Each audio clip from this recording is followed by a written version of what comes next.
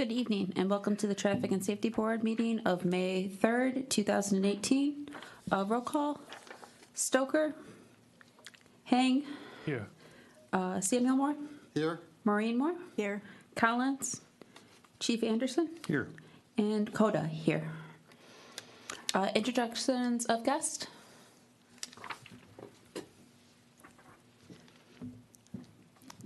If you can just come up and just state your name and address if you live within the city. Gerald Smith, 126 West Tacoma. Thank you. Linda Pace, 126 West Tacoma. Thank you. Pat Cawley with Transportation Improvement Association. Thank you, Pat. Next on the agenda is approval minutes of March 8th, 2018. I'll make a motion to approve the minutes. Second. All those in favor of approving the minutes from March 8th, 2018, say aye. Aye. Opposed? Minutes have been approved. Next on the agenda is old business. Item A, blind person in area signage. Yeah, board members, I gave you a handout there. If you remember, when we started discussing it about Mrs. Schaum over on Selfridge, Mr. Cawley had suggested that before we do something like that, we work on determining a policy. I had the superintendent of the DPW, Doug Ballard, contact the various DPWs in the area from various cities, and I gave you a listing of all the cities and kind of what they do for their policies. If you look through it, and I also included how the definition of a disabled person and person with disabilities, that's from the vehicle code that's on the top of that handout. I'll go through some of the things. Huntington Woods, the city of Huntington Woods does not allow posting of advisory signs. The city of Royal Oak has no written policy on advisory signs.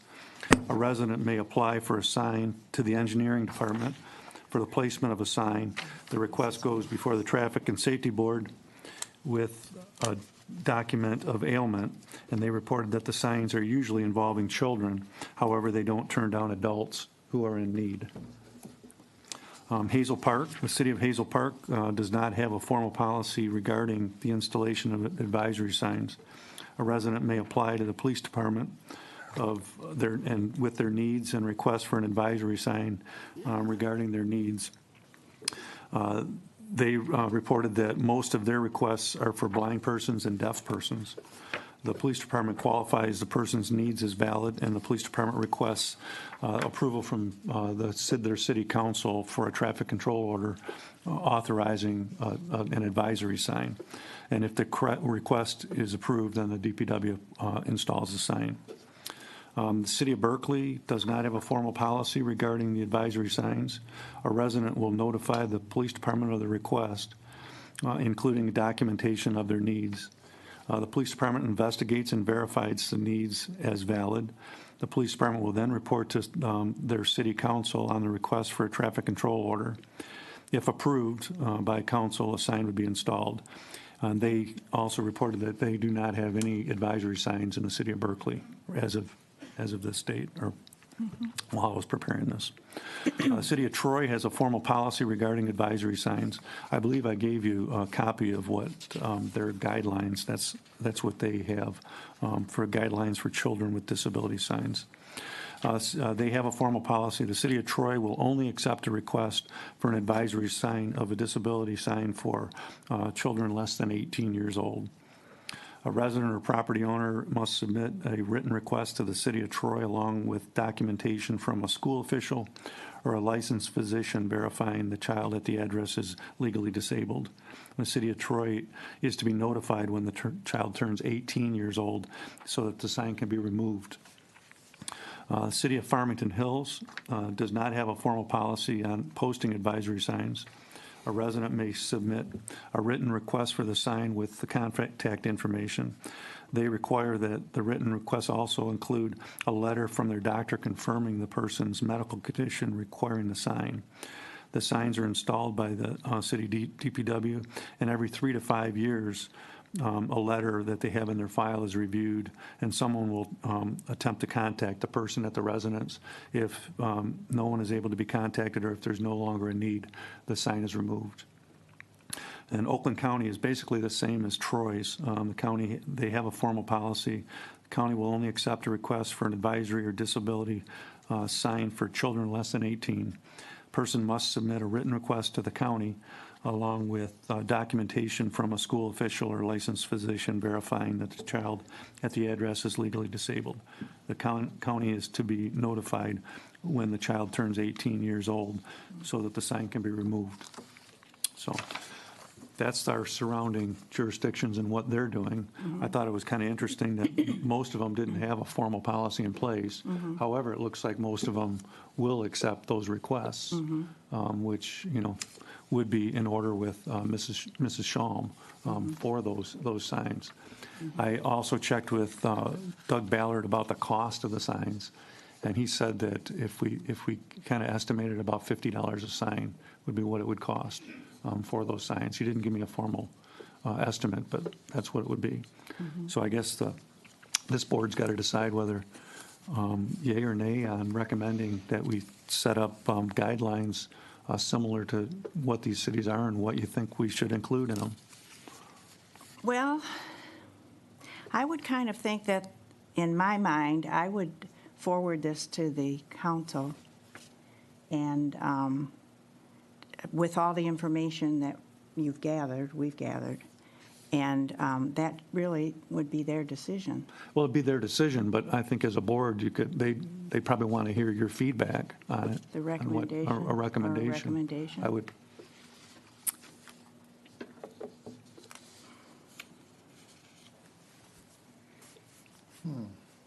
How does everyone else feel? Melissa? If I remember correctly, how many signs did she want it installed? Was it 3? I think 3 is what she was saying. 3 or 4.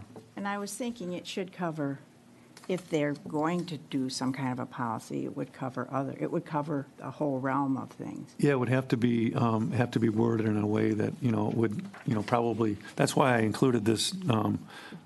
My thought would be that if you had a definition that would be consistent with what the vehicle code says for that, then, include that in your policy for one of the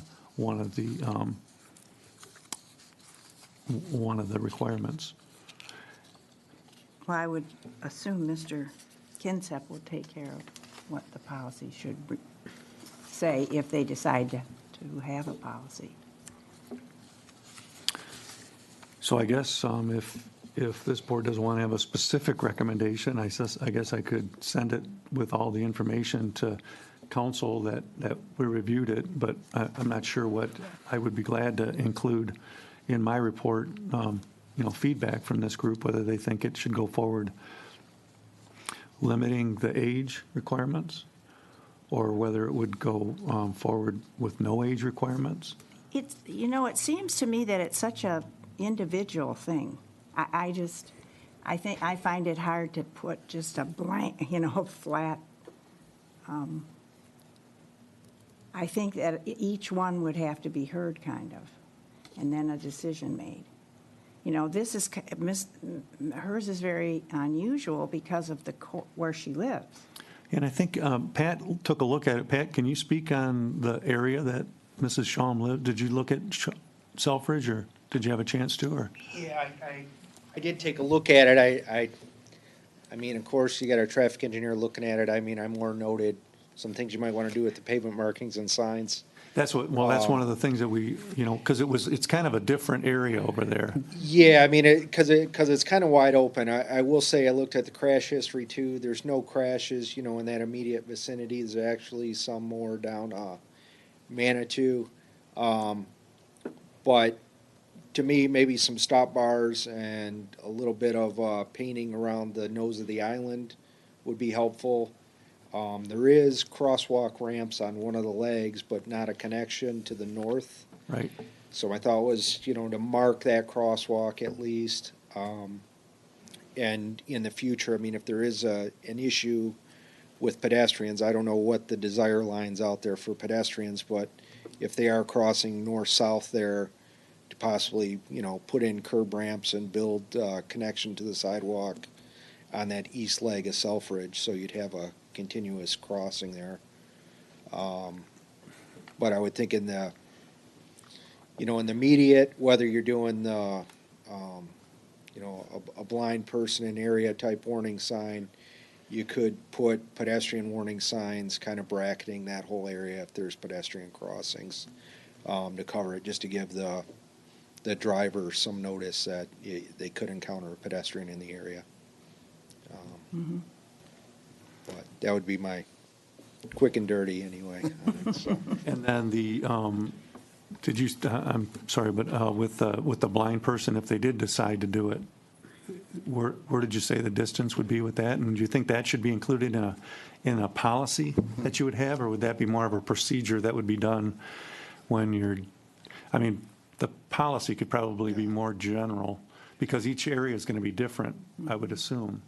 So you would have, where it's posted might be, this might be, in this situation, it's a curve, so, maybe it would require a different. Yeah, I mean, there's, table values of how far in advance of a certain spot of where you want to warn somebody is in the manual. You would just follow that for a 25-mile-an-hour roadway. It's, Okay. it's pretty Pretty limited. consistent then? Yeah. Okay. As far as policy, I mean, that's where we started the discussion. I think those big issues are age. Do you want to limit it to children under 18? And then as far as the follow-up on it too, that they'd be required to notify the city if they left, and certainly be good for record keeping, when Yeah, we're I all like gone. that in that one in Farmington Hills where it said that they had a file with them that would be reviewed every so often. Yes, that And was then a they can very go good through it, idea. and rather than, it sitting in a traffic control order box someplace, and then it's forgotten, then you have the sign up, like one of the other topics we have as far as they're there forever, and maybe there's not a need for them. Yeah. So, Madam Chairman, I believe that we should have a policy, and I also agree. I think that it can be general in nature, somewhat along the lines of what Troy has done. However, I think we need to include some language that would require the city to review the area based on what the person's conditions are that they're dealing with. But the area should also, once you have said, well, okay, they have the medical stuff, the age is right, et cetera, then I think, to his point, I believe that then someone needs to go out and check the area and make sure that the crosswalks would be correct for those kind of conditions, and then we do need to have some sort of a follow-up situation. I don't know. It's easy to say we need follow-up, we need this, we need that, but then you have to figure out how do you do that. right. So who does that? Who's going to maintain that file, et cetera? So that becomes a little bit of an issue. It can be. But I do believe we should have a formal policy.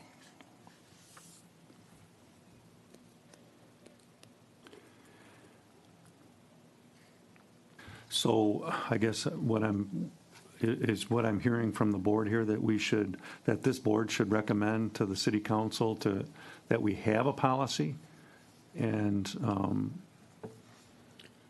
in place, which would include but not get specific with it, and let council go with just and try to figure it out all themselves without a recommendation from us, or? Well, I or think that our includes those things? recommendation, I believe, should be that we have a policy, Okay, and that the policy should cover the basics that we see here, In other words, if you want to put an age limit on it, if you want to have documentation from a doctor, those are the generalities that I think make sense. Okay. But I think then we need to go a little bit beyond that, and we need to ensure that the area where they cross, or, you know, whatever the circumstances are, is appropriate. It has the correct walkways, curbs, et cetera. For the and- person's conditions, you're saying, to Yes. allow that, to make a safe crossing, and That's to make correct. sure that, so as part of this, having a double check for the area, that before you send somebody out with, like, again, the concerns with these signs is that you're giving somebody a false sense of security of crossing. So maybe a review then of the area, so that at least you're helping the person out, so that, they can cross they can cross safely, and that the conditions are there so that they can make that safe crossing. That's a good idea. I'm kind of surprised, just as a side note, but I'm kind of surprised that the age limit was, in some of these policies, was at 18, and not taking into consideration seniors, Right? who may tend to have more of these issues, but I don't agree with it. But there's still the majority of them don't put a limit on kids. Don't what? I don't agree with an age limit. Because I think the only ones that have the age is Troy. City of Troy and Oakland County, Troy and and those are Oakland the County. two that have the formal policies regarding advisory signs. yeah. I just think it's really such a individual Yeah, and if you're thing. going to have, and it should be, I think, an individual decision with That's everybody's important. condition and everybody's. So, Yeah, right, I agree with that it should be individual. So now we just need a motion. Is there a motion? We second whatever the chief said. Okay. So the motion for bringing forward to City Council a discussion of a policy that would have no age requirements, a person to provide documentation, include a field review to make sure there's a safe crossing for the person that's requesting the sign, and to the city have some type of follow-up guideline of 3 to 5 years for renewal to see if that sign's still applicable or not. I would second that. Second, yeah. All those in favor say aye. Aye. Opposed? Motion is passed. Next, under old business, is alley parking between Lincoln and Bowers.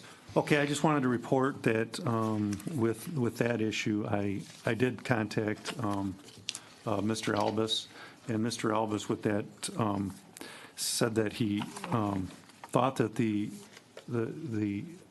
went to the business and talked to the business, and they made arrangements around their parking lot that they were no longer going to have cars blocking the alley. I did send a follow-up email to the resident that initially complained, and I have not heard back from her yet to see whether there's still people parking out there. I've had my guys look, and they haven't noticed any parking problems in that area with the alley. So I'm assuming that no news is good news, that we haven't had any further complaints on it. So he did not, I believe he'll go forward with bringing it back to the Planning Commission if it continues to be a problem. But Mr. Alba seemed to think that with his discussion with the business owner, it was going to be solved, that issue, without going to the Planning Commission. So, Okay. Next, under old business, is prohibited truck turns at 14 Mile and Main Street. Okay, I believe I sent all of you, and I gave you a copy of Pat Cawley's report. And in it, as you know, we've been talking about it. This board requested that Mr. Cawley conduct an investigation into it, and you have it there in front of you for discussion. His recommendation is to post it as prohibited turns. As you can see, should be prohibited from turning north via the eastbound and westbound directions of 14 Mile Road. There, and I gave you guys a copy of my memorandum that I had sent, just kind of keeping council abreast on what's going on with this, and that it was going to come before this board for a recommendation. Right now, they've got prohibited turns there, and it's posted in advance right now. And the thought is that this would be a great segue right into, if this was to happen, the best time to do it would be just carry on with it as prohibited turns, even after all this resurfacing is They're done. already using the surface streets now. Yeah, they're already Big moving trucks on around. Rochester and Yep. on Crooks and on. I And saw- so's all the other traffic. Yeah, yeah. But So it's like by the time that, I would think by the time this is finished in it's supposed downtown, to be done, the resurfacing is supposed to be done by July 1st. they will already have gotten some Right, kind and of habit. that was the thought, was that it could be posted. They've already changed their alternate routes. Mm-hmm. They know it. It's given them all this time for this construction to know that, to make those alternate routes. And it just seems like this would be the perfect timing for it to go forward. So, Okay, so it'd be going westbound westbound and 14 eastbound and, for northbound. okay, so it'd be both westbound and eastbound on 14 Mile Road, turning north onto Main Street? Okay. Did you want to speak to any of this, Pat, or did your report pretty much say it all? Yeah, I guess the only thing I would add is, the whole discussion we had from the beginning. I mean, the hard part will be, kind of collecting those vehicles that are going westbound, on 14 Mile to keep them from turning right. You're gonna have to catch them in advance of the intersection. So, I had the plan for some advanced signing. I talked to Chief Anderson about possibly, doing a portable changeable message sign too, something to get noticed, but maybe that's something that can lead in from your construction project. So, Oh, and I found out we don't have a signboard, so. Because I did ask after you asked if we could do that, so. Pat, I have a quick question. So if they're coming westbound on 14 Mile Road, we would need the advanced sign before Rochester Road, correct? correct, yeah, what I kind of drew in that, sketch was have one before Stevenson, one before Rochester. I'm assuming, they're originating from I-75, so trying to collect them before they get there. How about the Crooks Road exit too? Yeah, I mean, if they get to the intersection, then realize they can't turn, it would make sense for them to go up Crooks, but whether you want to actually, do some Sign sort of it. advanced signing or just let them find their way at that point. The fear would be that maybe they turn into a residential street before then, but. And then it wouldn't be an issue if we get signs posted east of Rochester Road, because is it that in the road commission right away? Most likely. Okay, but, and that wouldn't, there wouldn't be an issue getting those signs installed at all? I'm not sure how you guys, I'm assuming you guys have an agreement with Yeah, them that's, on and maintenance already. Mr. Drinkwine and- didn't seem to think there would be a problem with Okay. that.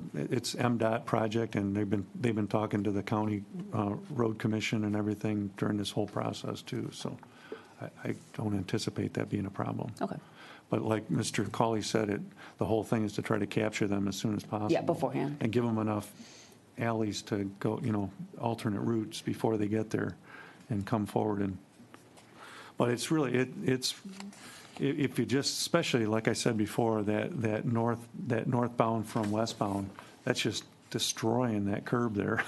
And before we put a new curb up there to be destroyed again, I think it just makes a perfect sense to have it timed with this project.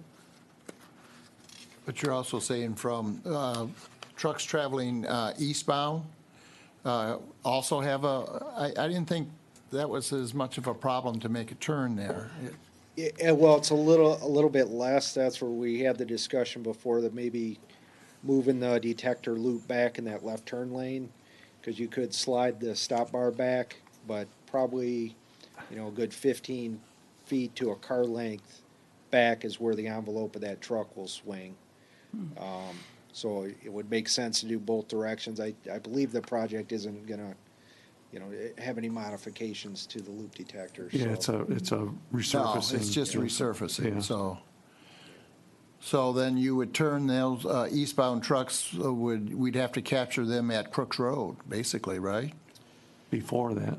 Huh? It would have to be west of Crooks Road, because if they're coming eastbound, you're going to want to give them advance notice before Crooks Road so that they could turn on Crooks. Yeah, and He's showing it Yeah. here in his diagram. second to last sheet about where, yeah, right. The little smiley face down at the bottom of the page. This way? Yes, there's a sign. Oh, I see where he's got it, And then- okay, And then one back here, Yeah. and then you would have the ones at the intersection. okay, I got it. Yeah, I If they would, make a mistake, they can just continue on or take a south. Right. Yeah, so if someone's going eastbound on 14 Mile Road, they realize they can't turn on Main, they probably turn on Crooks, and then if they're coming westbound, if they miss Main, then they can turn left onto Rochester. And I guess, I don't know, what do we have further besides Woodward? You'd have Coolidge. Coolidge. So that Would might be the even be a next one. discussion there to see if they could put something even before Coolidge, to give them, I'm not sure with that as far as, yeah, I mean, if they're repeat customers, I think they'll figure it out. Particularly, I'm thinking FedEx, if FedEx is. Well, we see FedEx already on Rochester Road making Yeah, the, we saw a driving down couple there, big so trucks. they're already catching on. And Crooks had a lot of big trucks on it today, too. So I Yeah. think they'll probably have the route they're going to use before we ever put a sign up. right, yep. So, Thanks, Pat. Is there any more discussions on this item? I don't think so. No, I think we can consider this one pretty much closed. We don't You need a motion to? Do we need a Yeah, you motion need a to- motion, because then I'll go forward with, to council for approval. This board would give a recommendation to, my assumption would be to follow the report by TIA and post it accordingly, including, the advanced signage. And that would be a recommendation for council, and then I can turn it over to council and requesting a traffic control order be authorized. And that way, all the signage can go up, and we can get that all part of the project, and they can, make the permanent signs up there part of the project I before would second completion. that. So, All those in favor of the recommendation letter from TIA of no right-hand turn if you're going westbound, no left-hand turn if you're going eastbound or westbound, and for the advanced signage, as noted in the report, say aye. Aye. Opposed? Motion has passed.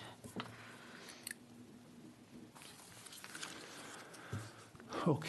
Next on for new business is item A, East Tacoma and Main traffic. Yeah, I was requested, well, there was a question with council at the last meeting, and I told council and the mayor that I would bring it before the Traffic and Safety Board to review the traffic conditions down on East Tacoma, which, if you're familiar with the area, it's the new barbecue restaurant. It's got a lot of people that are going to it. They came in, started at, this is the way it was described to me by Mr. Albus. They came in as a carryout. They're going to be a carryout business, and then they went to the planning commission and asked for an enclosed area in the back for their carryout, or so the people can sit down and still eat their food. And then they also went forward and got one of the DDA licenses granted to them for liquor license. And it's been a popular place. And like we've seen in the past, when you start having popular restaurants, you get the traffic with it. And the traffic is now parking down in East Tacoma. When in their busy times, it's parked down there pretty good. The roadway currently is sign prohibited parking on the north side to clear the intersection, and also give clear views for the driveways that are entering and exiting the tavern on the main. And then the further parking down is a restriction for making it 1 hour parking, which would be common where you wouldn't want somebody staying there all day. So I don't know, there's been talk about whether to have one of the sides of the streets prohibited parking. I had the fire chief, Troy Engel, I asked him to review the area and see if he saw a concern for fire truck apparatus making down there. He's been, when he takes the truck out several times since I asked him, he goes down there intentionally and he says he does not see a problem where we'd have to make it a fire route or we would limit parking on one side of the street. He said he didn't see that would be necessary. I had Pat take a look at it. Pat, can you speak on it at all down there in East Tacoma, what you observed or? I did get 2 chances to go out there now, because I did get to go there for lunch, and then I drove through there again on my way in tonight. So a little bit different when we were there at lunch. Again, the lot's full, the on-street parking right in front of it's full. We ended up having to loop around. We parked on Main Street in the on-street parking. It was okay. But I think they're parking too close to the driveway exiting the barbecue place, maybe some signage there. And then when I went back through tonight, there was parking east of there in the residential section on both sides, which it seems like it's too tight to me. You know, that goes back to a discussion we had before where, you know, do you want parking on both sides where you have a street that's less than 30 feet wide? It's probably 25, 26 wide there. So a little bit narrow. I mean, again, that would be a emergency access issue if they don't feel there's an issue there. That's why I wanted the fire chief to take a look at it, and he told me he didn't see a problem with it. So but that definition of a narrow street is like all those streets down there are like about the same width. So. Yeah, it might make sense to try and stagger that, was what I was thinking coming in, that, you know, you have that no parking cutout on the north side, maybe you have one on the south side in there and kind of stagger that, so traffic could still get through, but you'd maintain that amount. So where would you have the no parking at? You put additional no parking on the south side then for a distance? Yeah, my thought is, you know, just east of where the barbecue driveway is, maybe you do a distance where it's no parking there as well. For the driveway, Yeah. for vision for the driveway? Yeah, well, vision for the driveway probably, you know, need to be west of there for people pulling out of the driveway, but I think you're getting parking from both businesses right up to the edge of that no parking zone, that you could clear that out and have a little bit more travel way to get through at that point. Would you, I take it you're going to do a report for me for that so that I can Yeah. kind of stating that? So. Yep. Can do that. Have you had any complaints, Chief, from the residents? I have not been receiving complaints, but I know there's a lot of the council members get complaints all the time. Well, Sam probably knows because he was on council, and I'm not sure what the council is hearing. I know one of the big complaints that I hear is from the Tavern on the Main, people coming and parking in their lot. They've got it posted, and they're having some real nightmares, and that's where, knowing firsthand that they're having that difficulty, my thought is that if you limit more parking out on the street, additional parking, it's just going to exacerbate their problem on their lot, because it's going to probably drive more people up into the private lot and then have them have problems. So I didn't quite understand, who's parking in whose lot? the people that are going to the Okay. smokehouse they have it posted tavern parking only. The vehicles will be towed. Okay. Like in accordance with that's their right on a private property to say who's, their people that are going to their residence are the only ones that are wanted on their lot. Right. And so they have to constantly monitor it, because when the smoke place gets so busy, they come in and park in the parking lot and then walk across the street. And so they're utilizing their parking lot where they want that parking lot for their tenants. I mean, it's not like they have an overabundance of parking for people, because Tavern's a busy place too. Yeah. So, and absent, when they're, absent them putting a security guard out there like they did over at ACO. I was going to say, it's got to be similar to Yeah, ACO's issue. it's just, and we dealt with that, with ACO from the Tirana Cafe. They had a lot of people parking in their lot. So, Well, first of all, I'm going to make a recommendation, or a motion, I'll say a motion, that this board send this back to the Planning Commission and ask them to review the business plan for the smokehouse and determine how many parking spaces they have and whether or not that is adequate for the business that they're doing. I understand originally it was a carry-out, and so traffic was in and out very quickly, and probably parking wasn't an issue. But when the Planning Commission then reviewed that business and approved an addition which allowed for seating, that created the problem. And I don't know whether they ever reviewed the parking or not, but that is one of the things that they are supposed to do. So this should go back to the Planning Commission with the request that they review that plan and determine the number, what's appropriate in the number of parking spaces, and do they have them? I agree with that. All those in favor of the motion of sending this back to the Planning Commission to confirm the parking space is adequate for the type of business that's being operated at the smokehouse, say aye. Aye. Opposed? Motion has passed. Next on the agenda is overnight parking permission. Okay, I also gave you a letter that Mrs. Smith that's here, if you want to come up and talk. This is Gerald Smith from West Tacoma. So. I thank you all for the opportunity to come before you. I've never done anything like this before, so please bear with me. And Chief Anderson said he had already given you a copy of a letter, an email that he sent me, and then a copy of a letter from my rehab doctor.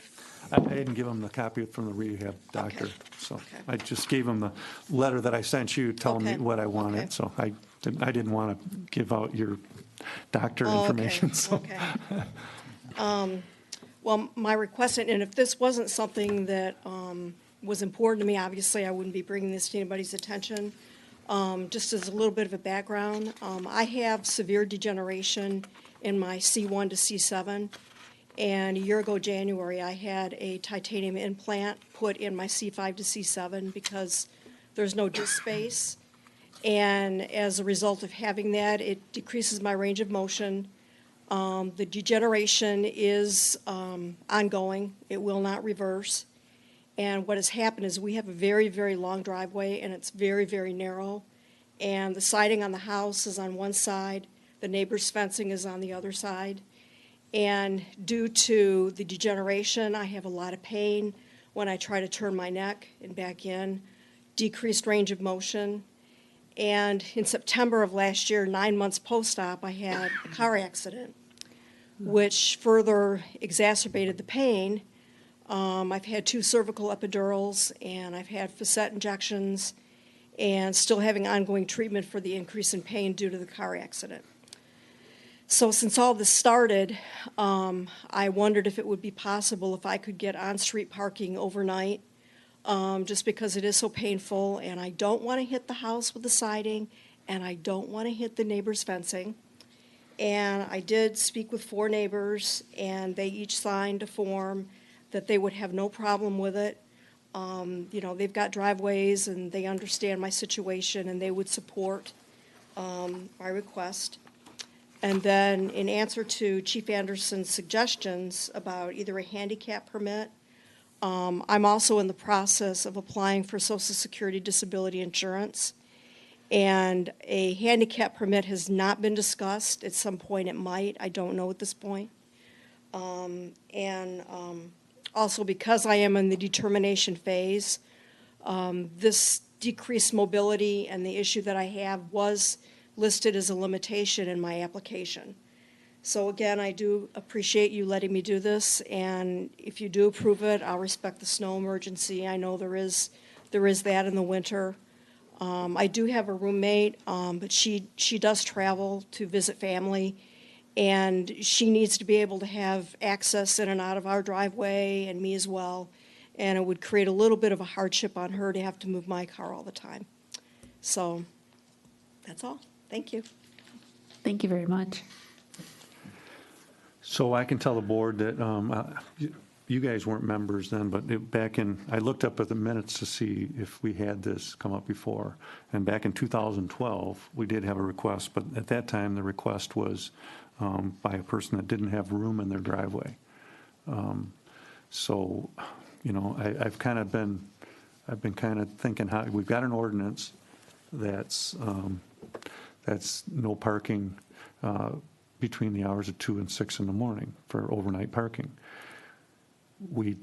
Permissions aren't, it's not like permissions don't happen, because we also have a policy, it's kind of an unwritten policy where, and it's been there since I've been here for 34 years, where if someone has something that happens, you know, like a car broken down or an out-of-town guest or something like that, they can call in and we put their name on a list, and the officers don't write that car a ticket. So, you know, I've been struggling after listening, trying to figure out what's going on. I did talk briefly to Mr. Kingsap about it, and he said that, you know, that we should probably give it some consideration with it, you know, with an aging population, whatever. There are things that happen that somebody might need an exception. Mm-hmm. But he said also, he cautioned that it's going to set precedent, and you're going to have a lot of people that want that same permission, you know, for a full-time permission to park out on the street. Mm-hmm. I talked to Mr. Drinkwine about, and I asked Ms. Smith about her handicap permit, because I was thinking, well, maybe make a handicap spot there or something, you know. But Mr. Drinkwine said that wouldn't work, because then it's not ADA compliant, and you have to do all things with the regulations to make a handicap space the way it is. And he says it's on a public street, which that's not a place for a handicap spot. And then I started thinking about what about you know, we have permit systems in the when we implemented the no parking 3 to 6 on the municipal lots on the we put that in because we had a lot of long-term parking there and the problems, and I think Sam probably remembers we went through that on council. And on the one on the southeast lot, we have there are apartment complexes they're up above the businesses, and that's then they've been there for a long time, and so we had to issue permits to those residents, because we now then came in after the fact and said you can't park here, and then they didn't have parking. So we did make the exception for a permit system. Mm-hmm. So I guess I wanted it to come before this board to kind of hash it out and see if they have any recommendations to go forward with this request to council about how we go forward with this.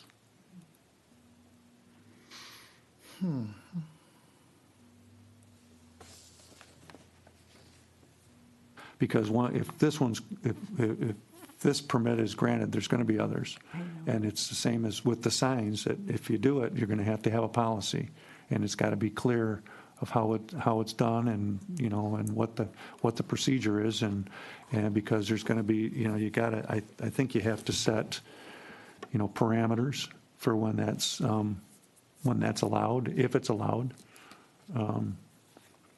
because you know, you're going to have things like the persons on East Baker that came in and said, well, because we do hear that, you know, they're at a hardship because they can't park on their driveway because they have kids that are driving.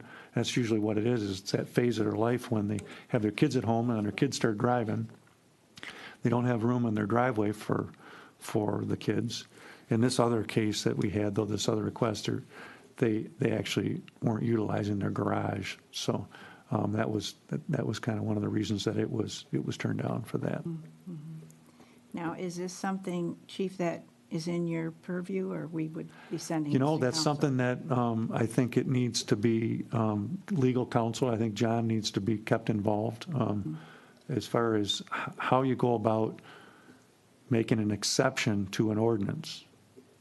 Well, I'm wondering. With the 3 to 6, we were able to do it because that was a traffic control order, and right in the traffic control order it said unless you have a permit. This is an ordinance. Right. This is, a city ordinance. It's a city ordinance, citywide city ordinance, and so with absent some kind of a language in the ordinance Right. without permit or something like that, and maybe that would be what John would have to wordsmith or something that would be, a change for the ordinance. Yeah, if it's an ordinance, then absolutely. It's a whole nother animal than Yes, what you have than the to, lots. it's a legal document, Right. and you have to change that then to fit whatever you're going to do next. I just wondered, I was just thinking as I was listening, but I was thinking, is this something that would fall under the handicap thing that we talked about earlier? Is this the kind of a thing, in other words, In other words, that's the other lady that wants the sign. the signs, The advisory sign? yeah. Wouldn't it be a similar case? It's a special exception? Not really, because the other one is just an advisory sign that would have there's nothing that you're going to enforce with that sign. It's an advisory sign, and the question with that one comes up is, do you want to have,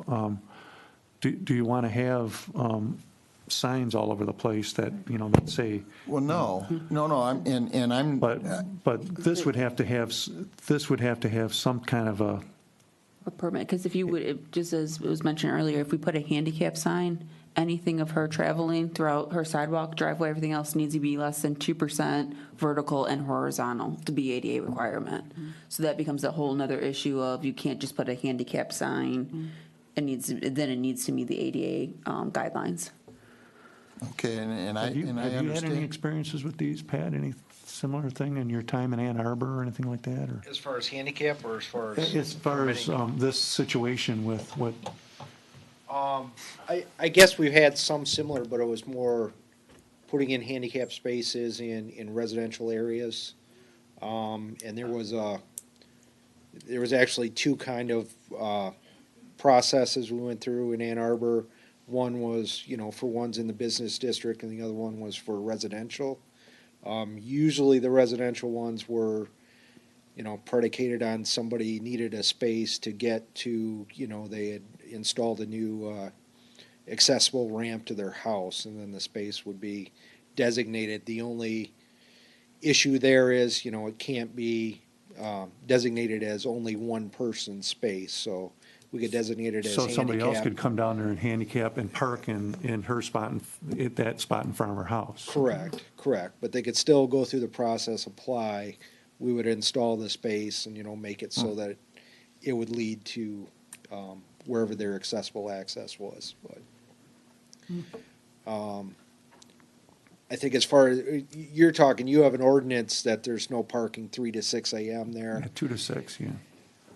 Again, we didn't have that. We did have a lot of areas that were done by traffic control order where it was no parking 3 to 6. That was typically for meter maintenance or back in the day when they did street sweeping on a much more regular basis. A lot of those faded away because they could get into the meters easier. A lot of the meters were going to kiosk and there wasn't a need to empty all the meters every night. And then the street sweeping wasn't frequent, so they would just do temporary, no parking for 48 hours to go in and do whatever maintenance activities they needed. So maybe if there is a revision in the ordinance, that would be how you'd work around it. By a traffic control order, you're saying? Yeah, I mean, where it's necessary, you could do it by TCO, and Okay. then, if you needed it in other areas where it wasn't in effect, you could do a temporary traffic control order to. So it could be prohibit done overnight kind of in parking. reverse. Then you're saying the TCO could say it's not applicable in this area. Correct, Oh, okay. correct, yeah. It's not- You're not, it's not law. Did you hear that, Sam? Then, yeah. Sounds like that's the way to go, doesn't it? That would be the easiest way, rather than trying to alter, and that way you'd have, in order to have a TCO, it's got to go before council to get approval for any one of them. And you could probably even have, I would think, you would have to set up a policy, the same as we did with the other signs, for a request for a variance from the 2 to 6 or something like this. This is how you would, or, The difficult part is how are we going to make sure it's hers, though, and not someone else's? Someone else comes along and parks in that. well, then, yeah, that would be, it would, What do you mean? How would you? Well, in other words, another neighbor would pull in that area. If you're saying that's a, or somebody visiting that didn't know that. it yeah, wasn't because hers. otherwise, because you couldn't be vehicle specific with it on a TCO. Yeah. You'd be designating that area, and then somebody else would say, well, I'm going to park on the street tonight here. I've got a place that's designated as my parking zone for 2 to 6. Yeah. So, but, I mean, I would probably work, I would say 80% of the time, Or it 90. could be, could the TCO state a permit? Yeah, I mean, it could be permit only, and then. By If you only permit have one only, then permit, nobody yeah. else could do it besides that person, that vehicle, that We'd issue particular. her a permit, And then we could issue her a permit for her individual car that could be by a TCO as long as that would work, and that would designate the I like permit that. there. That sounds really good.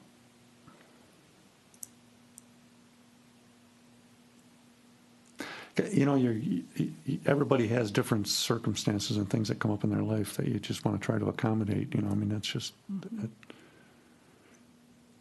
and it's not like we don't give permission for people to park. If it was Yeah. straight out and you said, no permissions for anything, we do that, and we do it for, driveways that are busted up, construction. Okay, they're on the list for as long as it takes for the driveway to go forward. But you guys don't have anyone consistently on that list for a Right, long no, period it's of not, time. it's a short period time that, that is. In fact, that people, if they go forward, if they're found to be abusing it, then they're put on the naughty list, so they're no longer allowed to Like give. someone that's no. going to abuse anything. Now, is this require us, or is it just that you appear before council? Yeah, that would be Request? something that, it would be nice to have a recommendation from this board to go forward in my report and then go before council with it to request and let them, I mean, they're the ones that have to decide for a TCO. They're the governing body. So, So I would like to make a motion to request that you go before the council and request A TCO? a TCM, TCO, TCO, traffic control order okay, TCO, for Mrs. Smith. Okay. For parking in front of, and then you could probably even state the address, that, in front of, In front of 126 West Tacoma 126 West Tacoma, yeah. for permit parking only for overnight parking, overnight parking by permit. overnight parking by permit. Forever and ever. Okay, is there a second for that motion? I second that. Okay, all those in favor to send forward to City Council a request for a traffic control order for parking in front of 126 West Tacoma for overnight parking by permit only, say aye. Aye. Opposed? Motion has passed. Thank you very much, Mrs. Smith, for coming tonight. I will keep you posted on our progress, so. And in fact, I can even let you know when it's going to go before council, and they may want to hear from you also then with that, on that day, so. And you did very well tonight. You look like a pro out there. So. Next on the agenda is review of traffic and safety procedures. That's Sam Moore's deal here. Did everybody get a copy? Did I we might get a have one copy of from that? last meeting. You know what? I don't even have mine. Do we have mine? Here's some, these are from the last time. I have some here. Here, you want to hand those out? Got it? Yes? Yeah. I'm pretty sure that's it. Isn't it? Procedures. Okay, everybody has one or no has? No.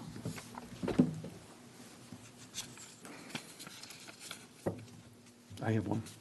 I gave Jeff one I had. Oh, okay. I had them left from last meeting. when Yep, we- I got one from last meeting. Okay. Yep, I'm good, thank you.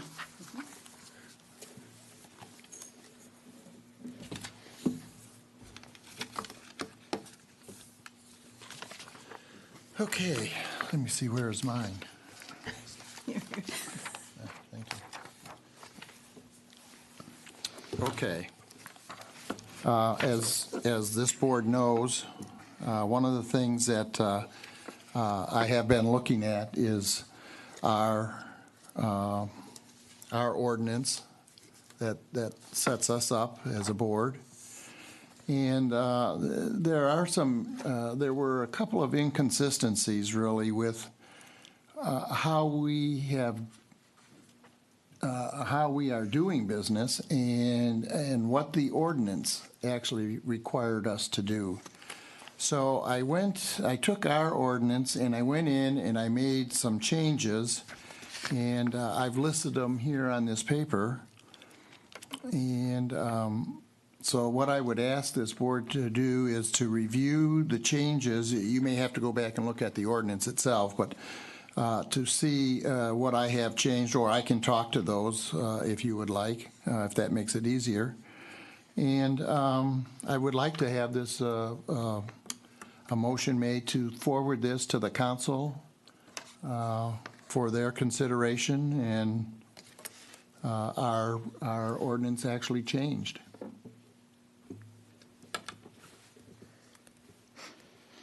Any discussions on this proposal for the ordinances? Is that the discussion at all on this item?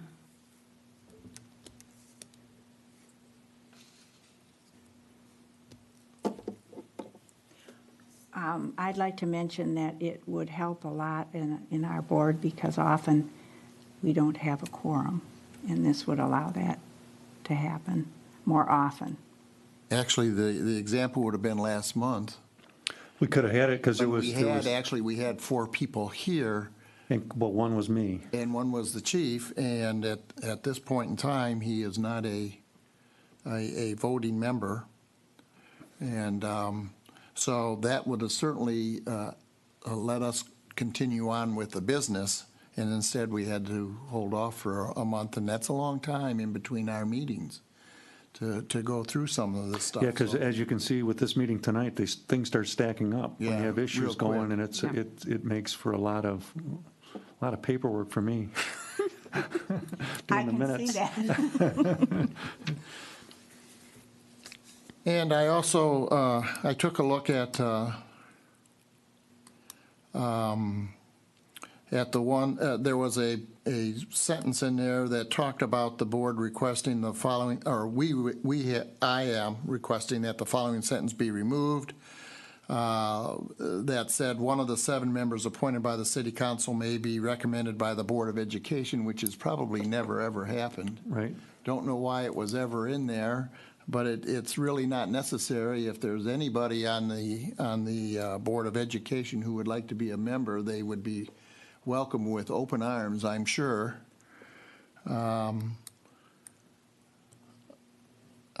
Let's see in there. And we have put in there a couple of things that would help us along the way in the event of a tie vote. The ex officio member would be able to cast a tie-breaking vote. So we'd like to see that in there so that we can continue to make progress. In the member, it says here, I have written, in the event of a 3-member board, the ex officio member would be able to fill the vacancy of the 4th member required to have a quorum, including the right to vote, which would have applied last month. We've also, we have in here that the absence of 3 consecutive meetings of any member of the board without due and acceptable excuse shall be deemed to constitute a vacancy on the board, and the said member shall be advised of the decision. The council will be notified of the vacancy. So that we need to do. We haven't been doing that, and we certainly need to get on with that. And some of that language actually was out of the original ordinance, so. And then the last one was board recommendations requiring actions which fall under the purview of the chief of police need not be sent to the council. And that's kind of an important one, because when you go through and you look at our ordinance, just about everything we do requires us to just do nothing but forward to the council for, we can recommend to the council, let's put it that way. And this board has been operating for a while, and I remember as a council member sitting in on these board meetings, the board has been doing things that are essentially fall under the purview of the chief. So therefore, it makes sense that if we have an item that we are dealing with and we reconcile it and say, and pass that on, it's the chief who does the job. And it really does not, unless he believes he needs to go forward with it, we can pass it to the chief and say, go forth.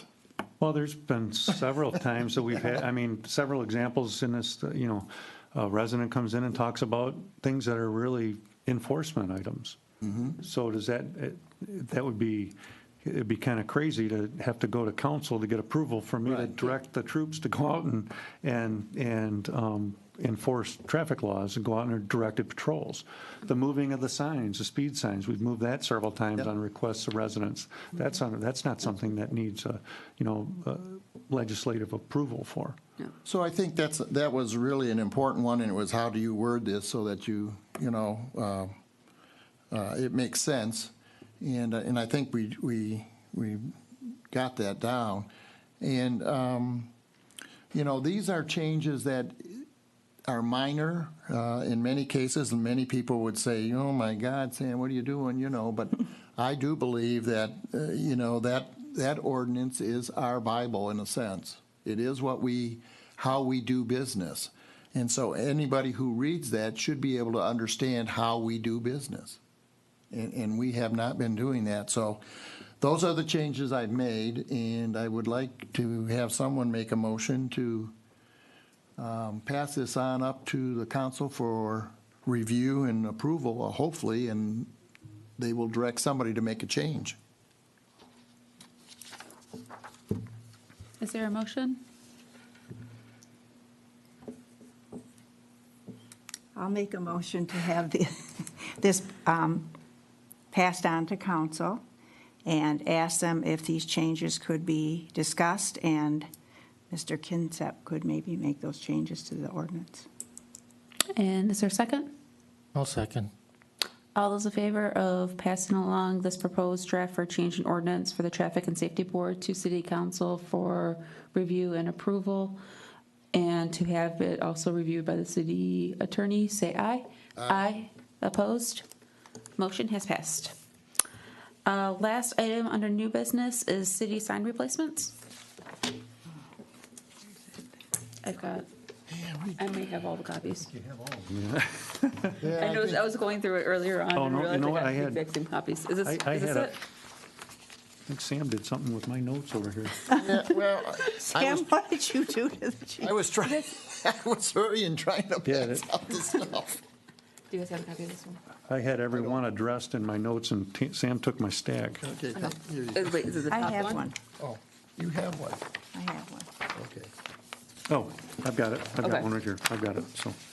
Okay, so I believe everybody was sent a copy of this. It was sent to the Traffic and Safety Board. The DPW had gone out and they had some questions about some signage that's around the town to see if that signage was still necessary and what to do.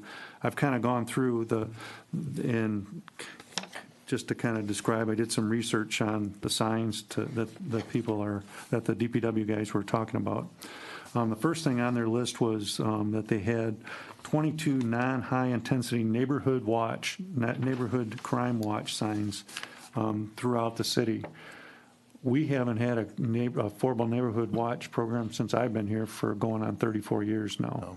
We did leave them up for years, just figuring, well, it might be a deterrent, but right now they're getting pretty worn and kind of, unsightly. So it would be my recommendation that we remove the signs, those particular signs. I think. And yeah, there's no reason to replace them, so that's, Real quick thing, should we do this by each individual item of motion, or should we wait till the end?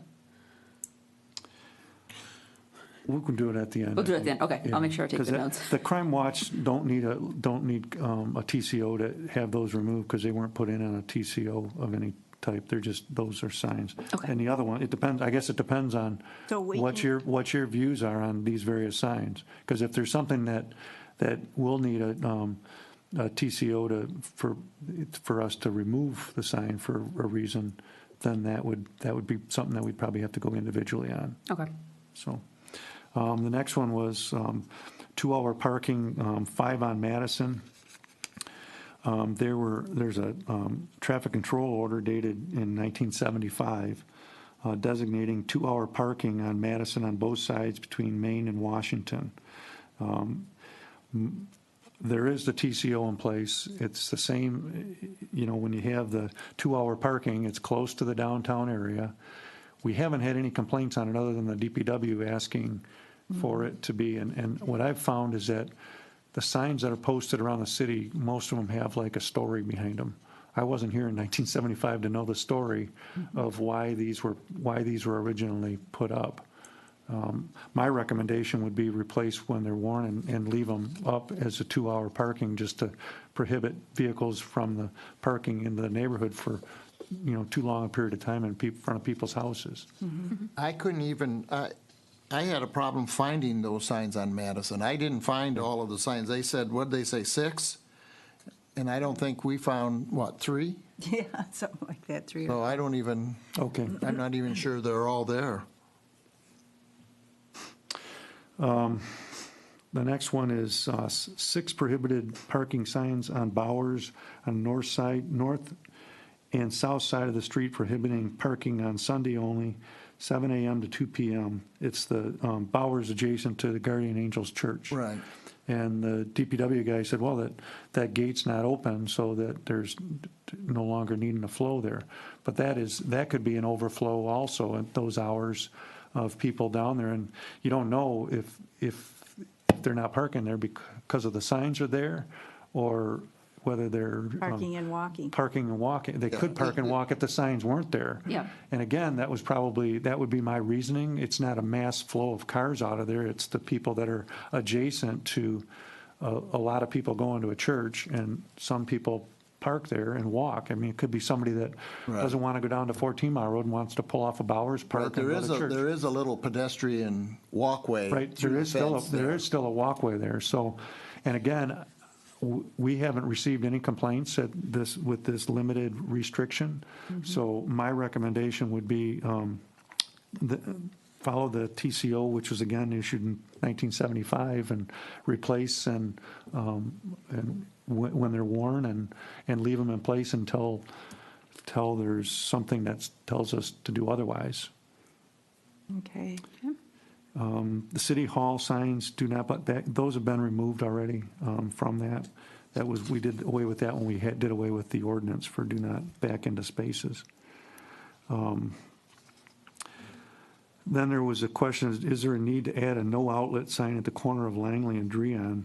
And my response to that is no, we don't. I mean, if anybody knows that that's Tom Palmer's old house up there. And there's only 2 residents that have a driveway off of each end, and it's a very short little area, so I don't think that that's necessary. You can see the proper signing at the back of it without warning out on the street. So my recommendation would be no.